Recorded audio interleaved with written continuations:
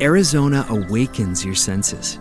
From sparkling rivers to painted valleys, unforgettable sunsets to radiant night skies. Surround yourself in vivid color, only in vibrant Arizona. Hey friends, this is Audie Cornish, host of CNN This Morning and The Assignment, and guess what? Every story you care about, every angle you want unpacked is now streaming on CNN. That means you can catch my show or other CNN programming whenever you want on your favorite device. And a subscription also gets you access to exclusive video series and unlimited articles. So subscribe to CNN at cnn.com/subscription.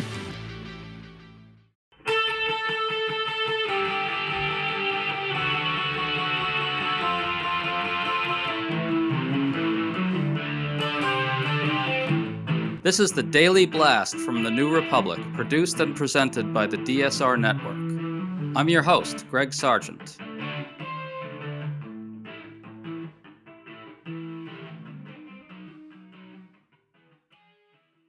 MAGA personalities are suddenly raging at a surprising target, Tucker Carlson. They're angry because Carlson conducted an online interview with white nationalist Nick Fuentes. In essence, what they said is that this interview helped allow Fuentes' hateful views to get mainstreamed inside the GOP and MAGA coalition.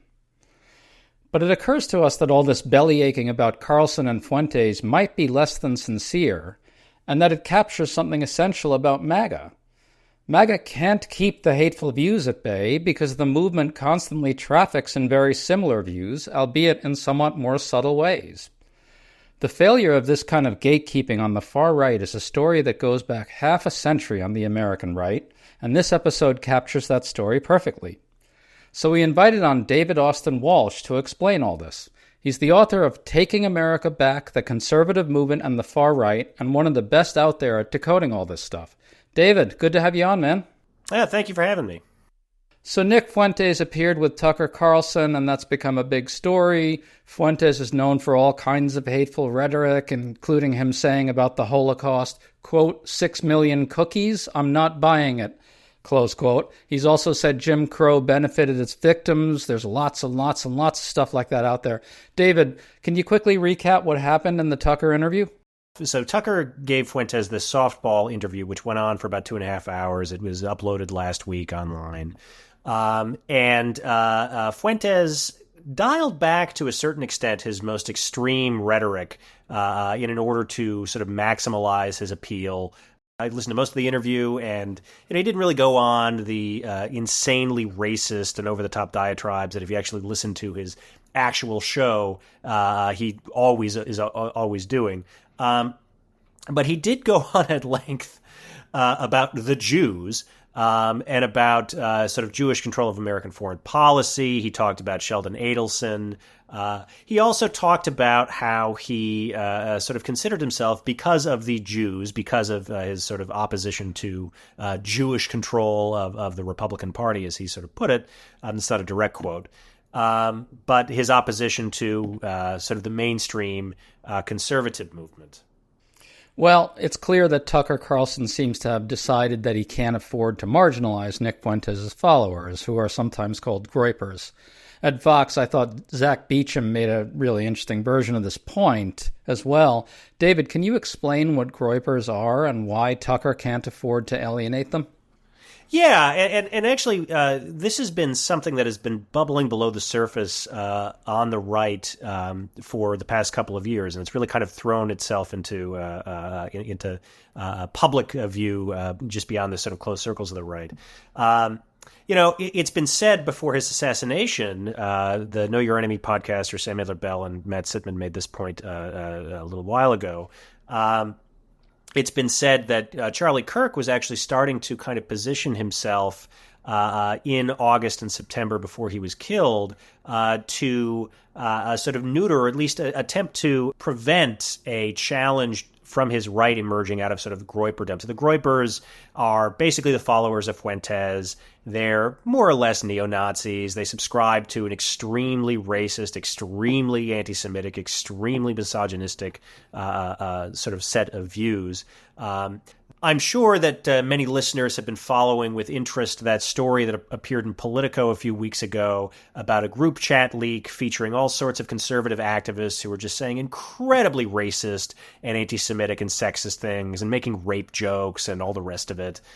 Pretty bog standard in right-wing circles these days, and that's really what Groyberism is at its heart. It's a kind of internet culture that hinges on provocation and a kind of sense of mutual radicalization. But I will say this: that Fuentes, and he talks about this in the interview with Tucker, really came kind of out of nowhere. I mean, he was involved in a couple of conservative activist circles in 2016. He was a Trump guy, but then because he very quickly went into explicitly racist, misogynistic, and anti-Semitic grounds, he was kind of on the fringe of the conservative movement. He was president at Unite the Right here in Charlottesville, Virginia, where I currently live. But nevertheless, he has been able to build essentially a media empire. I mean, he's got one of the biggest podcasts on the right. He exercises a tremendous amount of cultural influence there, and especially among these young conservative activists who are sort of constantly pushing, the boundaries and when it comes to racism, misogyny, and anti-Semitism. Well, I think that's really why so many figures on the right have now gone after Tucker for hosting Fuentes on his show. Media Matters had a good roundup. I'll read a few examples. Breitbart's Joel Pollack called Fuentes' belief system the foundation of Nazism. Rebecca Heinrichs, who's a right-wing think tanker, said it was, quote-unquote, disgusting to elevate these views. Salem radio host Eric Metaxas called the interview sick and despicable. Yet another one attacked Tucker for being chummy with a well-known Nazi sympathizer. David, what's going on here? Do these figures simply recognize just how damaging it is to the broader movement for this kind of thing to be blared forth and made so clear to everybody? Or is there some sincerity there among some of these figures? There is this kind of narrative on the right that there have been these extremist figures in American politics that have flirted with neo-Nazism and explicit anti-Semitism and whatnot, that, real conservatives, true, proper American conservatives have always sort of disavowed. Now, with Fuentes in particular, what's happening here, and we can also talk about the historical antecedents, is that, there is a kind of, I think there is a legitimate, genuine disgust with Fuentes in many of these circles, but there's also a real fear that Fuentes can actually break through and become hegemonic in the Republican Party. This is something that, we wouldn't be seeing this kind of anxiety in conservative circles if that weren't the case. I've talked to a number of people who are sort of active in right-wing politics in D.C., and this is what they're telling me, that Fuentes has a large audience, especially among conservative activists, the people who are actively involved in Republican politics, and I think that there is a kind of, but for that matter, I also read this as somewhat. I mean, this is all happening now when Fuentes has been given this platform by Tucker Carlson. But Donald Trump had dinner with Fuentes in the White House, or at Mar-a-Lago, rather, a few years ago. David, I was just about to bring that up. In fact, if anything elevates Nick Fuentes, you would think that it's the, presumed next presidential nominee for the Republican Party hosting Nick Fuentes at Mar-a-Lago. And I don't really recall a big outcry at the time. So it's really tough to take this kind of stuff about Tucker seriously as much as he deserves it. You know what I mean? Well, I agree. But I also think that the what I think is paramount here, and I talked to Kurt Mills, who's the publisher, or I think he's the CEO of the American Conservative magazine, for a story that I wrote for Boston Review 2 weeks ago about the sort of fissures in the MAGA coalition. And one of the things Mills went on at length to me about was how Israel is a real fault line in right-wing politics in our sort of contemporary moment, and that there is a tremendous amount of dissatisfaction with the kind of unconditional U.S. support for Israel among rank and file, even among evangelical Christians, younger evangelical Christians who historically have been the kind of core base of Christian Zionism in this country.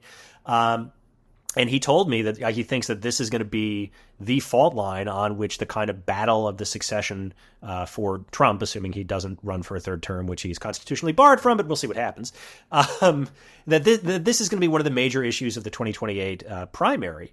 And I think we're seeing that. I think that this is a sneak preview in some ways of that. I mean, one of the things we haven't talked about yet is where J.D. Vance fits into all of this. Vance has been asked a series of questions by young conservatives about Israel and the United States. And, I believe there was one recently about, the Jewish persecution of Christians in Israel, something to that effect, and he punted on it. I think because this is now a sizable faction in Republican politics, in conservative politics, that is beginning to exercise its muscles for the first time. And I think this is tied to, there's been so much focus on how Gaza has fractured the kind of Democratic coalition and, what that portends going forward in the Democratic Party. But this is also true among Republicans. And this is kind of the first instance of that we're seeing. To stay up to date on all the news that you need to know, there's no better place than right here on the DSR Network. And there's no better way to enjoy the DSR Network than by becoming a member. Members enjoy an ad-free listening experience, access to our Discord community, exclusive content, early episode access, and more. Use code DSR2025 for a 25% off discount on sign-up at thedsrnetwork.com/buy. That's code DSR2025 at thedsrnetwork.com/buy. Thank you, and enjoy the show.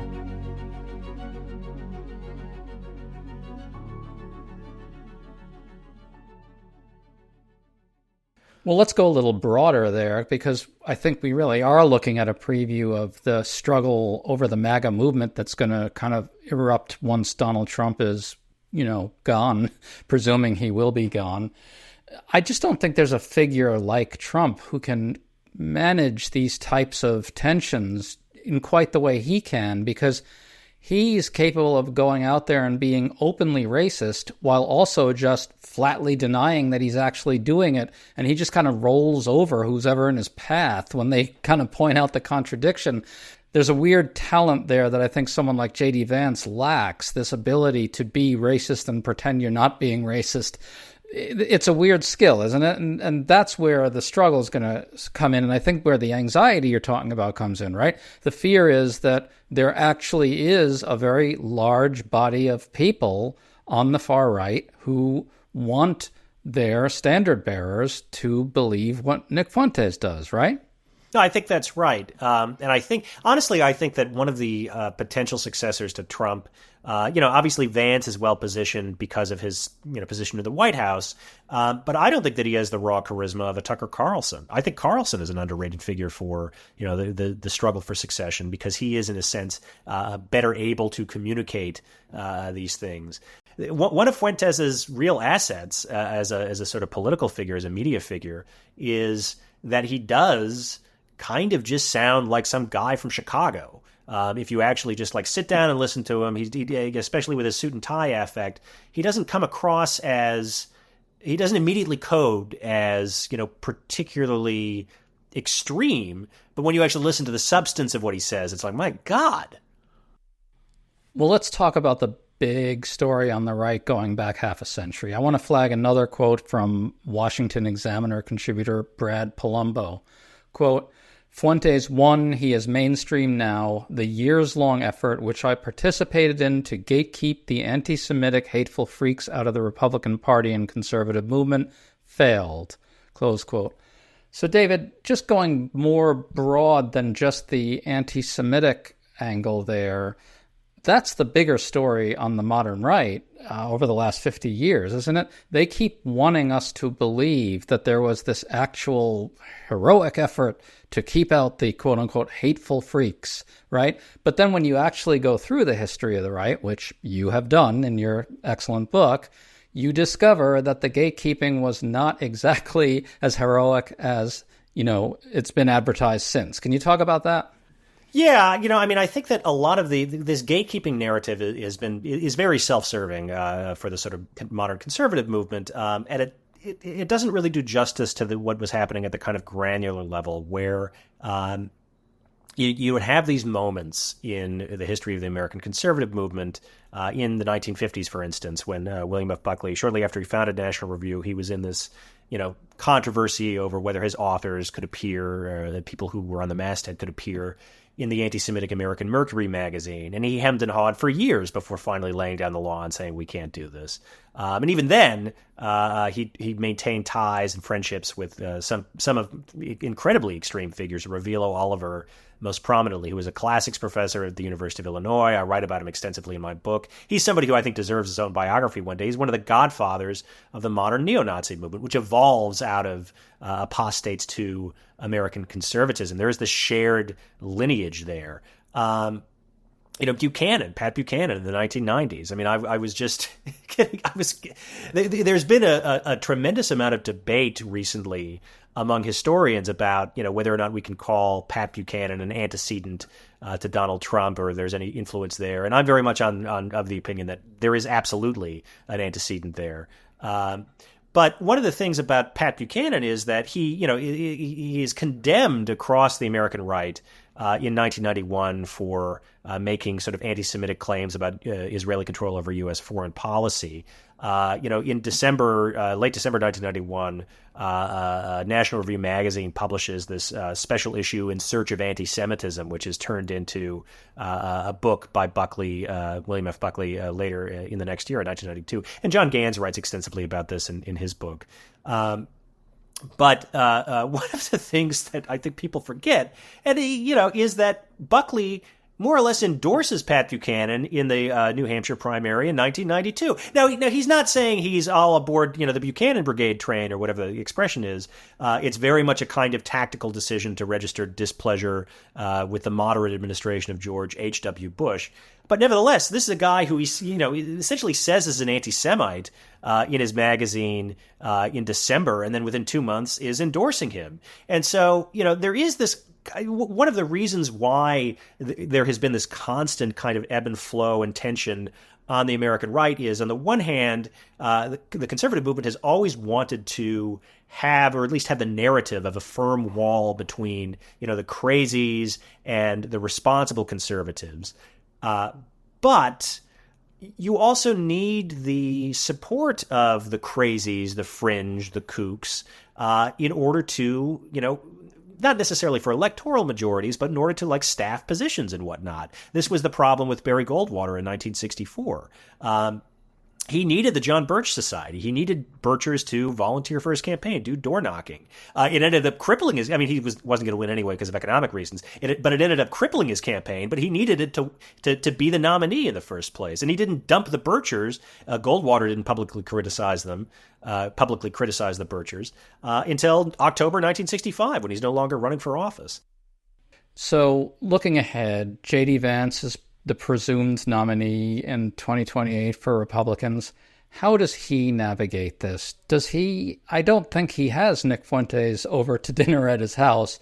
And yet at the same time, he's sort of very much in the camp of today's MAGA Republicans who condemns globalism. And that always tends to shade over into anti-Semitism almost imperceptibly. And then you're right, in the Fuentes camp almost very quickly. How does Vance talk about this? That's a tough question. It's a good question, and I don't know. Vance has an issue when appealing to white nationalists, and let's be very clear, I mean, what Fuentes represents is the white nationalist wing of the Republican Party, which is extensive. It's a major force within internal Republican politics.